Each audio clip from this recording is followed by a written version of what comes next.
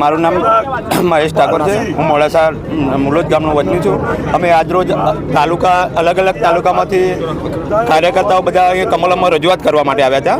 બધા અહીંયા ભેગા થઈને કમલમમાં અંદર જવા કરતાં ત્યાંથી અમને હાથ પકડીને બહાર કાઢવામાં કે તમારી કંઈ જરૂર નથી એમ. તો અમે ભારતીય જનતા પાર્ટીને એટલું કહેવા માગીએ છીએ કે જો કમલમ છે દરેક કાર્યકર્તાના પરસેવાના મજૂરીના ફાળાથી બનેલું છે. આ કોઈ એક બે નેતાઓના પૈસાથી નથી બનેલું એમ.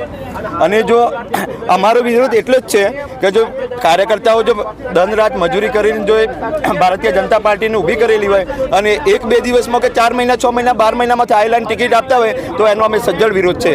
અને જો અમારા ભીખાજી ઠાકોરનું ટિકિટ કેમ કાપી છે એનું સ્પષ્ટ કારણ અમને બતાવો કે આ કારણથી અમારી ટિકિટ કાપી છે.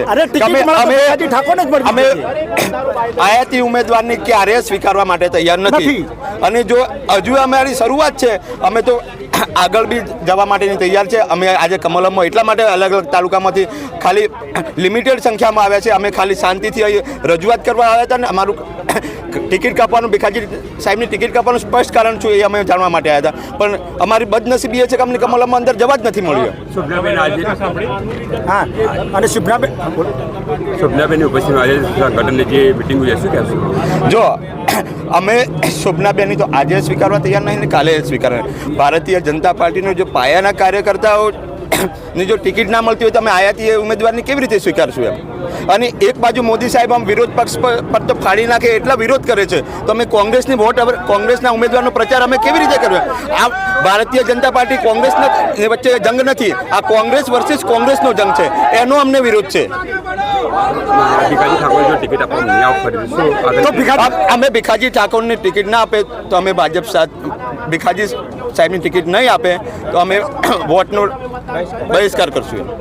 જનતા પાર્ટીએ પહેલા ભીખાજી ઠાકોરને ટિકિટ આપી હતી અને એમને પ્રચાર કર્યા પછી 9 દિવસ પ્રચાર કરીને જે ટિકિટ પાછી ખેંચી છે એના સમર્થનમાં મરવલ્લી કાર્યાલય આવી પહોંચ્યા છીએ.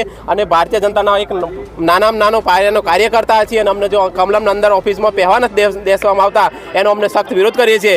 અને આયાતી ઉમેદવાર જે શુભનાબેન બારૈયા કે જે પાર્ટીના કાર્યકર્તા નથી અને એમને સક્રિય સભ્ય પણ નથી, જેઓ અગાઉ અઠવાડિયામાં જ રાજીનામું શિક્ષિકાઓ રાજીનામું મૂકી નથી, એમને ડાયરેક્ટ જો ટિકિટ આપવામાં આવતી હોય તો ભારતીય જનતા પાર્ટીને એવું કેવું છે જે 20 કે 25 વર્ષ પાર્ટી માટે જેને મહેનત કરી છે જો એવા કાર્યકર્તાની કદર ના થતી હોય તો આવનારા દિવસમાં કોંગ્રેસમાંથી આવેલા ઉમેદવારો આ પાર્ટીને લઈ લેશે અને ભારતીય જનતા પાર્ટીના કાર્યકર્તાઓને ઘરે બેસી પડશે.